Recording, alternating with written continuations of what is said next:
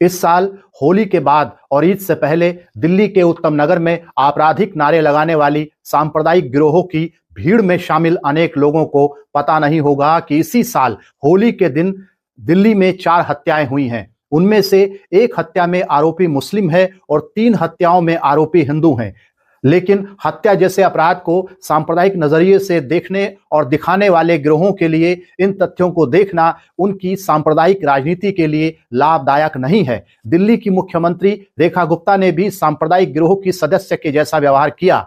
क्योंकि उत्तम नगर में हुई हत्या के आरोपी मुसलमान हैं, इसलिए मारे गए व्यक्ति के परिवार के प्रति उन्होंने हमदर्दी जाहिर की। लेकिन होली के ही दिन अन्य 3 हत्याओं पर उन्होंने कोई हमदर्दी जाहिर नहीं की। लगता है रेखा गुप्ता के लिए बाकी 3 लोगों की जान और उनके परिवारों के दुख का कोई मोल नहीं है।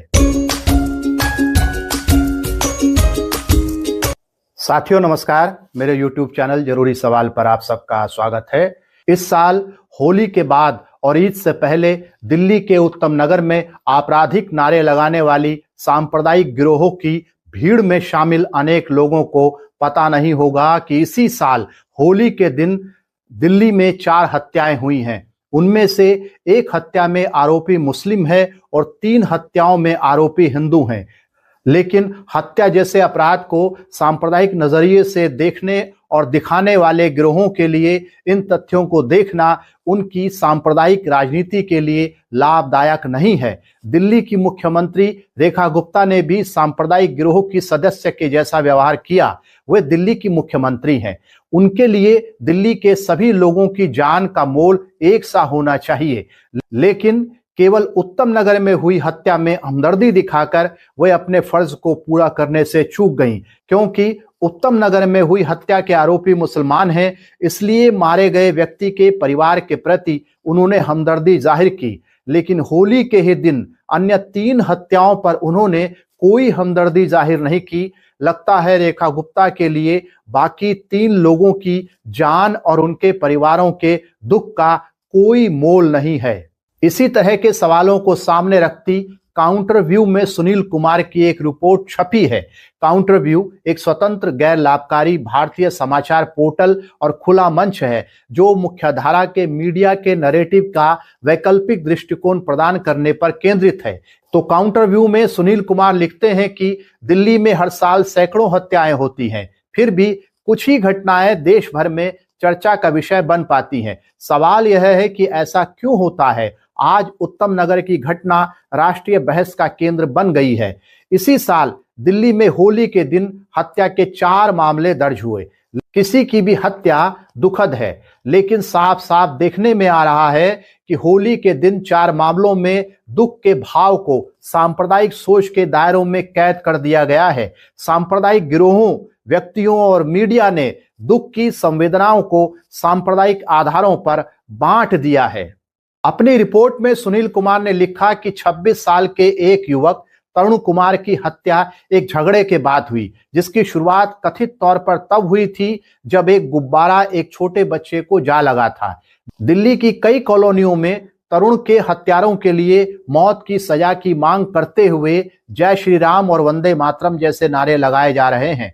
इसके परिणाम स्वरूप हस्तसाल जे कॉलोनी के लगभग 50,000 निवासी अब ऐसी स्थिति में जी रहे हैं जो किसी कैद जैसी ही है। सुनील लिखते हैं कि होली के बाद और ईद से पहले उत्तम नगर के इलाके में बाजार बंद थे।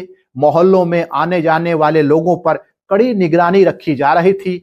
लगभग हर गली के नुक्कड़ पर बैरिकेड लगा दिए गए थे। द्वारका के डीसीपी कुशल पाल सिंह के अनुसार इलाके में 150 से ज्यादा बैरिकेड लगाए गए थे। हालांकि ईद नजदीक आ रही थी, एक ऐसा समय जब बाजार और मोहल्ले आमतौर पर चहल पहल से भरे हुए होते हैं और दुकानें सजी धजी रहती हैं, लेकिन उस समय वहां एक अजीब सी खामोशी छाई हुई थी।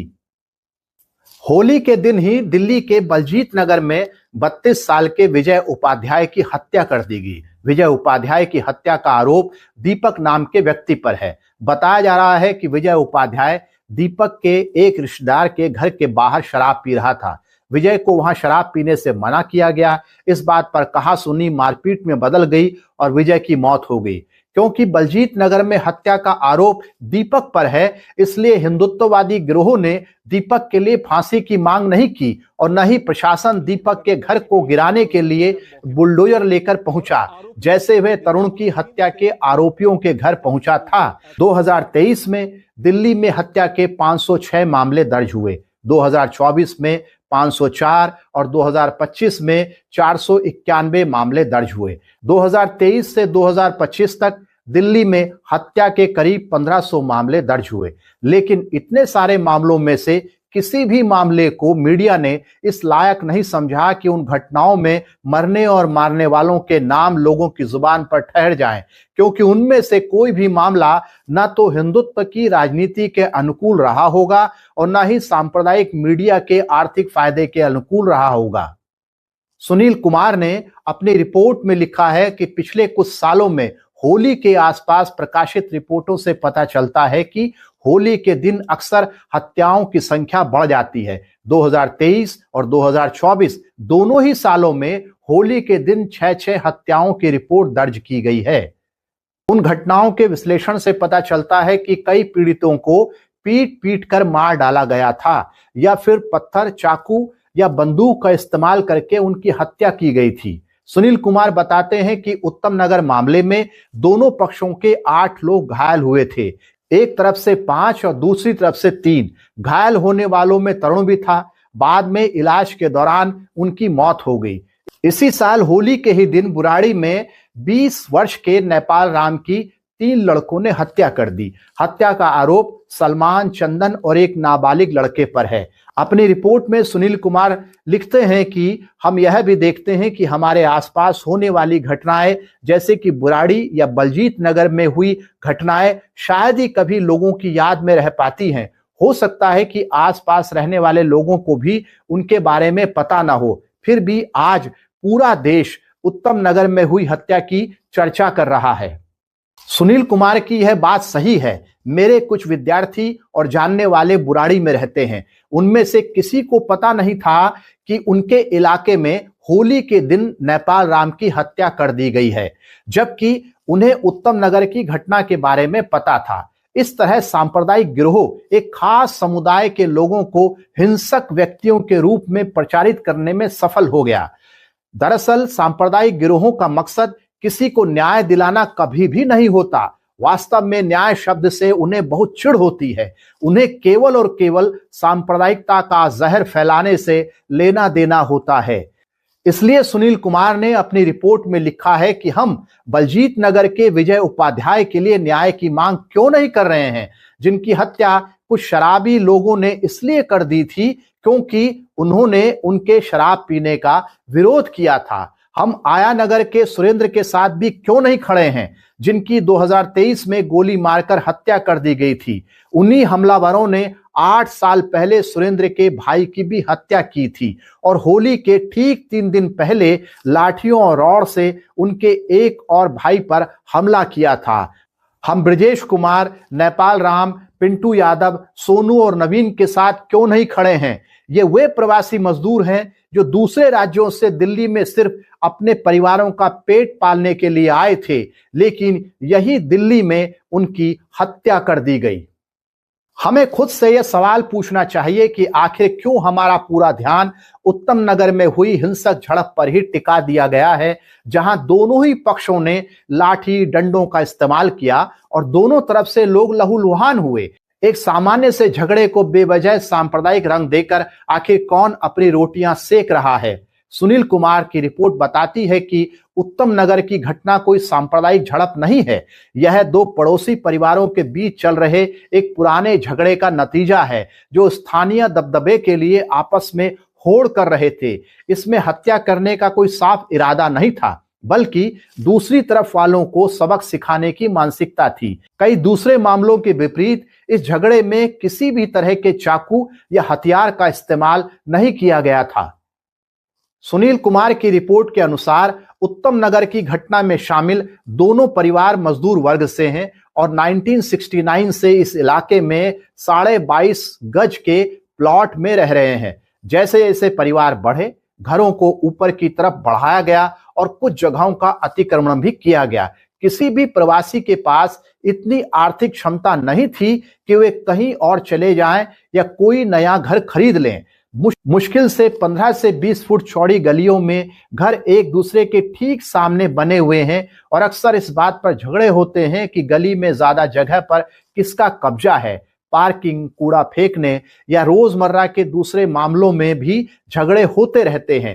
तंगी भरे हालात में जिंदगी गुजारने वाले लोग अक्सर छोटी छोटी बातों पर अपना दबदबा बनाने की होड़ में लग जाते हैं। पूंजीवादी व्यवस्था में लोग आर्थिक असुरक्षा के बीच जीते हैं, लेकिन मानसिक रूप से वे आज भी इज्जत और दबदबे से जुड़ी सामंती सोच से बंधे हुए होते हैं। भीड़ भाड़ वाली बस्तियों में जगह, इज्जत और अधिकार को लेकर होने वाली खींचतान कभी कभी हिंसक रूप ले लेती है।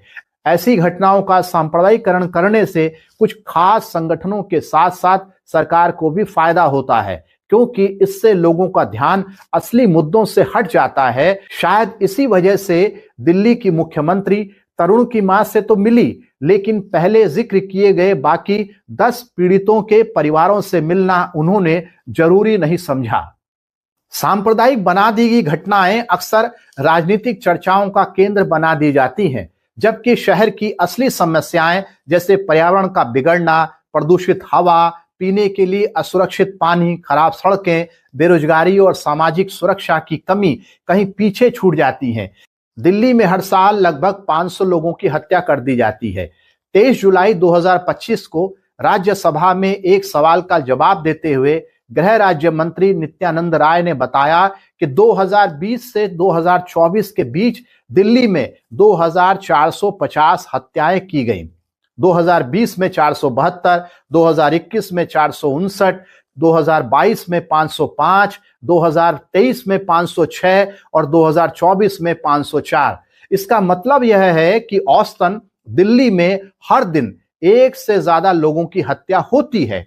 अगर हम खास तौर पर होली के त्योहार की बात करें तो आम दिनों के मुकाबले इस दिन हत्याओं की संख्या ज्यादा हो जाती है। द टाइम्स ऑफ इंडिया के मुताबिक 2024 में होली के दिन 6 हत्याएं हुई थी। ये आंकड़े बताते हैं कि त्योहारों के दौरान हिंसा की घटनाएं बढ़ने की आशंका होती है।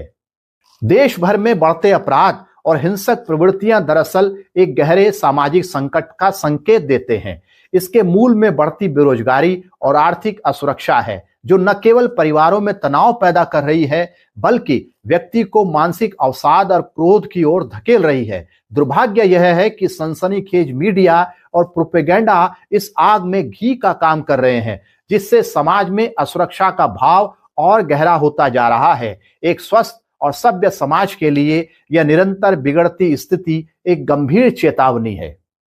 इसी साल 17 फरवरी को दिल्ली के नंदनगरी इलाके में बच्चों के बीच हुए एक आपसी झगड़े में एक मुस्लिम व्यक्ति की गोली मारकर हत्या कर दी गई। इस घटना को ज्यादातर लोगों ने एक सामान्य हत्या के तौर पर ही देखा।